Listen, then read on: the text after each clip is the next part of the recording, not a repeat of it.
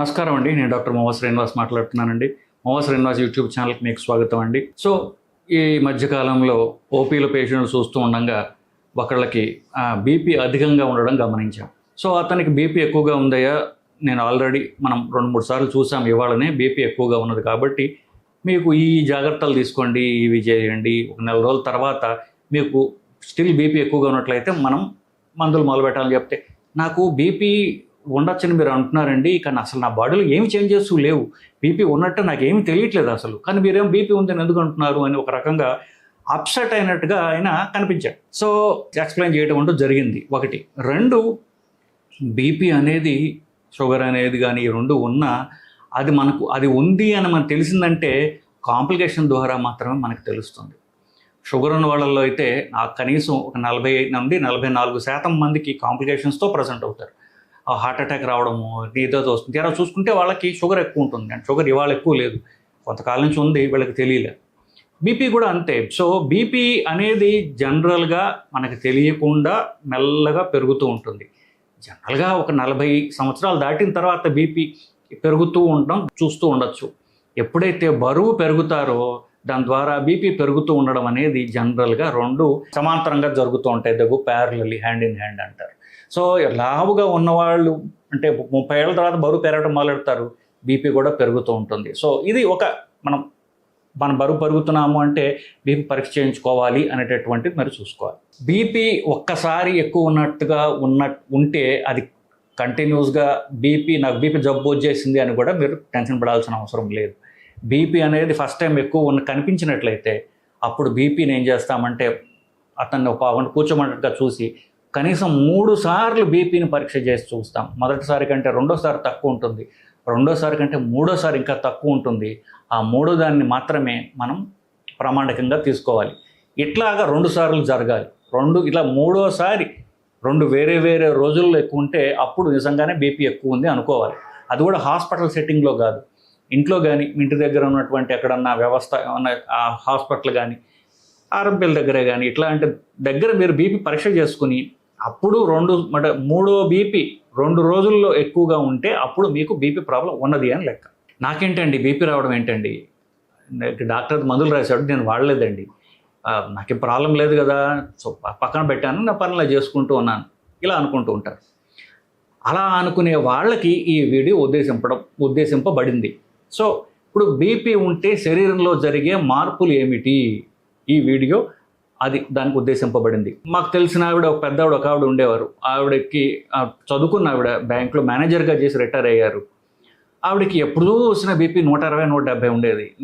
నాకు కాస్త పరిచయం ఉండడంతో ఆవిడ ఎన్నోసార్లు బతిమేలనమ్మా, మీరు ట్యాబ్లెట్ వేసుకోవాల్సిన అవసరం ఉంది, ఆవిడేముంటుంది, నేను బిజీగా ఉన్నాను, మా ఆయన చూసుకోవడం సరిపోతుంది. వాళ్ళ ఆయన కొన్ని హెల్త్ ప్రాబ్లమ్స్ ఉండడంతో, మీ ఆయనకి ప్రాబ్లమ్స్ ఉండడం సరే, ఆయన్ని బాగా చూసుకోవాలనుకుంటే మీరు ఆరోగ్యంగా ఉండాలి, మీరు ఆరోగ్యంగా లేకపోతే మీరు ఆయన చూసుకోలేరు, మీ బీపీలా ఉంటే మీకు ప్రాబ్లం వస్తుంది అని నేను ఎన్నోసార్లు రిక్వెస్టింగ్గా బతిమాలుతూ చెప్పాను. ఆవిడ చాలా మంచి ఆవిడ, పాపం అంటే చాలా అభిమానంగా కూడా ఉండేవారు. ఎన్నిసార్లు చెప్పినా కొన్ని సంవత్సరాల పాటు ఆవిడ వినలా.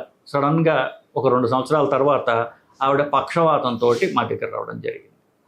సో ఇదే చెప్పాను ఆవిడకి, అమ్మ మీరు బీపీ తగ్గించుకోకపోతే కనీసం ఒక సగం మందికి 44-45% మంది నుండి 50% మంది వరకు పక్షవాతం వస్తుందమ్మా, మీకు జాగ్రత్త అని చెప్పినా కూడా ఆవిడ వినలా. సో ఎంత గిల్ట్ వేసిందంటే నాకు, ఇంతకంటే నేను ఏం చేయగలను అంటే ప్రతిసారి చెప్పేవాడిని, ఇంకా ఏమన్నా చేసి ఉండాల్సిందా అనేటటువంటి ఒక గిల్ట్ తోటి వాళ్ళు ఎప్పుడు వచ్చి నాకు అనిపిస్తూ ఉంటుంది అన్నమాట. సో బీపీ ఉన్నట్లయితే వాళ్ళల్లో 50% మందికి ఊపిరితిత్తుల్లో నీరు పడుతుంది, గుండె గట్టిపడిపోతుంది. ఇప్పుడు బీపీ ఉన్నప్పుడు అది మెకానిజం తర్వాత చెప్తాను లేండి. సో బీపీ ఉన్నప్పుడు ఆ బీపీని అధిగమించి గుండె పనిచేయాలి. ఇప్పుడు గుండె నుంచి వచ్చే ట్యూబ్ ఒకటి ఉంటుంది, అదే పెద్ద మేజర్ ధమని, బృహత్ ధమని అంటారు తెలుగులో. దాంట్లో బీపీ ఎక్కువ ఉంటే గుండె ఆ బీపీని అధిగమించి బీపీ పంప్ చేయాలన్నమాట. దాని గురించి గుండె లావెక్కడం మొదలెడుతుంది. 150% మందిలో గుండె లావెక్కడం అంటూ గమనిస్తారు. అప్పుడు అంటే గుండె కష్టం పడుతోంది, దానివల్ల ఊపిరితిత్తుల్లో నీరు పెరుగుతుంది, వీళ్ళకి ఆయాసం వస్తుంటుంది. ఇది ఎంత కామన్ అంటే, మీరు ఒక సామెత విని ఉంటారు, తాతకి దగ్గులు నేర్పుతున్నారు అంటే. తాతలందరూ దగ్గుతూ ఉంటారు రాత్రి అంతా.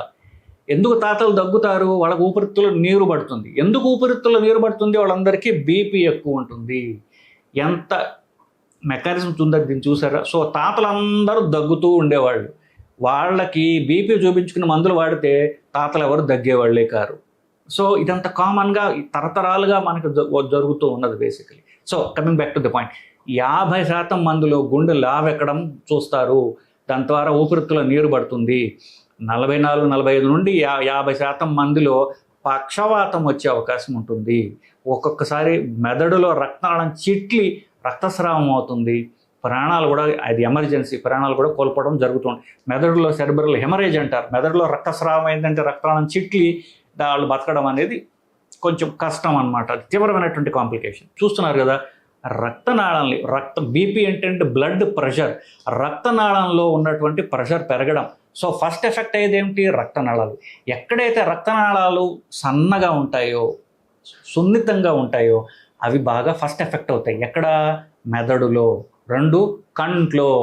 సో కంట్లో సడన్గా రక్తనాళం చిట్లి రక్తం వచ్చేస్తుంది. రక్తం వచ్చి కన్ను సడన్గా చూపు పోతుంది. వాళ్ళకి చూస్తే బీపీ ఎక్కువ ఉంటుంది. చాలామంది సడన్గా ఇట్లా కూడా కాంప్లికేషన్ వచ్చి అప్పుడు బీపీ ఉందని తెలుసుకుంటారు. బీపీ చూస్తే 200 ఉంటుంది వాళ్ళకి. సో సన్నపాటి రక్తనాళాలు ఉన్నటువంటి అవయవాలు మెదడు, కన్ను. మూడవది కిడ్నీ ఒక అవయవం ఉంటుంది చూసారా, కిడ్నీ ఇంత ఉండొచ్చు, దాని రక్తనాళాలు సన్నగా ఉంటాయి. నెక్స్ట్ మూడవది కిడ్నీ. సో బీపీ ఎక్కువగా ఉన్నప్పుడు సన్నపాటి రక్తనాళాలు ఉన్నటువంటి మూత్రపిండం కూడా దెబ్బతింటుంది. సో గుండె కామన్ అనుకున్నాం. దాని తర్వాత ఇవన్నీ. తర్వాత ఏంటి? 20% మందిలో దీనివల్లనే గుండెలో రక్తనాళాలు చిట్లి హార్ట్ అటాక్ కూడా రావచ్చు. అది అంత కామన్ కాదు. సన్నపాటి రక్తనాళం ఉన్న చోట ఎక్కువ కామన్గా రక్తనాళాలు చిట్లుతాయి. కంట్లో, మెదడులో, ఇట్లాంటి చోట. గుండెలో కూడా 25% మందికి సడన్గా హార్ట్ అటాక్ కూడా వచ్చేటటువంటి అవకాశం అంటూ ఉంటుంది.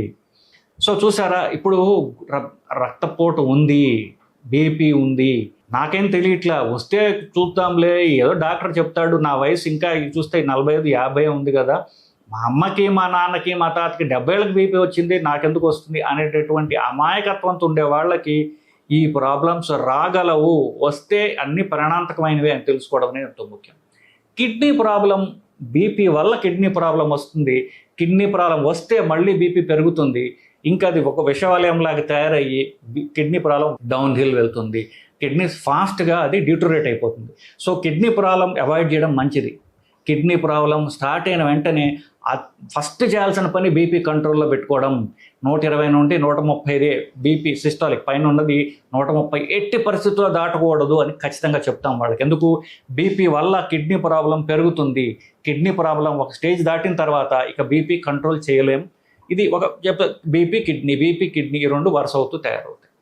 సో కిడ్నీ ప్రాబ్లం స్టార్ట్ అయితే క్రియాటినిన్ 1.5 కంటే దాటుతోంది, లేదా 1.5కి వచ్చింది అంటే ఖచ్చితంగా మీరు బీపీ కంట్రోల్లో పెట్టుకుంటే కిడ్నీ ప్రాబ్లం వర్స్ కాదు. ఇకపోతే గుండె ప్రాబ్లం గురించి చెప్పాను కదా, ఈ పోట్లు తిని చివరికి గుండె చివరి స్టేజ్కి వచ్చేసరికి గుండె బలం తగ్గిపోవడం. ఫస్ట్ గుండె లావెక్కుతుంది చెప్పాను 50% మందిలో. లేట్ స్టేజెస్లో గుండె డైలేట్ అయిపోతుంది, గుండె బలం తగ్గిపోతుంది. ఇంత బీపీని అది కంట్రోల్ చేయలేక. ఇప్పుడు ఈ ప్రాబ్లమ్స్ అన్నీ వస్తాయని చెప్పుకున్నాం కదా, మరి బీపీ కంట్రోల్ చేస్తే కిడ్నీలో కొంతమందిని తీసేసి మిగతా అందరిలో కూడా మనం బీపీని కంట్రోల్ చేసుకుంటే ఈ ప్రాబ్లమ్స్ అన్నీ కూడా అవాయిడ్ చేయొచ్చు. వచ్చినా కూడా దాన్ని మళ్ళీ పునరావృతం కాకుండా ఆపుకోవచ్చు. మనం డ్యామేజ్ని తగ్గించుకోవచ్చు. సో ఇవన్నీ కూడా కంట్రోలబుల్, ఇవన్నీ కూడా రాకుండా ఆపుకోవచ్చు. వచ్చిన ప్రాబ్లం మనం రివర్స్ చేసుకోగలిగినటువంటి ప్రాబ్లమ్స్ ఇవన్నీ బీపీ తగ్గితే. సో బీపీ ఉన్నప్పుడు అంత తేలిగ్గా తీసుకోకుండా దాన్ని కంట్రోల్ చేసుకున్నట్లయితే తీవ్రమైనటువంటి ప్రాబ్లమ్స్ రాకుండా ఆపుతాం. తెలివైన వాడు ప్రాబ్లమ్స్ రాకుండా ఆపుకుంటాడు.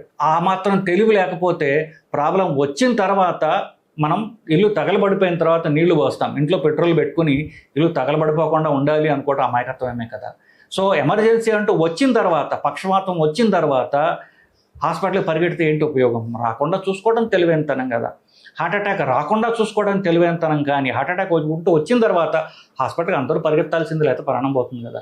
సో ఇవన్నీ రాకుండా ఆపుకోవడానికి మార్గం బీపీ కంట్రోల్ చేసుకోవడమే. ఇకపోతే కమ్స్ నెక్స్ట్ పాయింట్, ఎలా కంట్రోల్ చేసుకోవాలండి? సో బీపీకి మందుల ద్వారా కంట్రోల్ చేసుకోవచ్చు. చాలా మందులు ఉన్నాయి, దాని గురించి చాలా నేను వీడియోలు చేశాను, అవి చాలా పాపులర్ అయ్యాయి. మందులు లేకుండా కూడా చేసుకోవచ్చు. ఎట్లా చేసుకోవచ్చు? స్ట్రెస్ తగ్గించుకోవడం ద్వారా, బరువు తగ్గడం ద్వారా 1 కిలో మీరు బరువు తగ్గినట్లయితే 3 నుండి 4 మిల్లీమీటర్ల బీపీ మెర్క్యూరీ తగ్గుతుంది.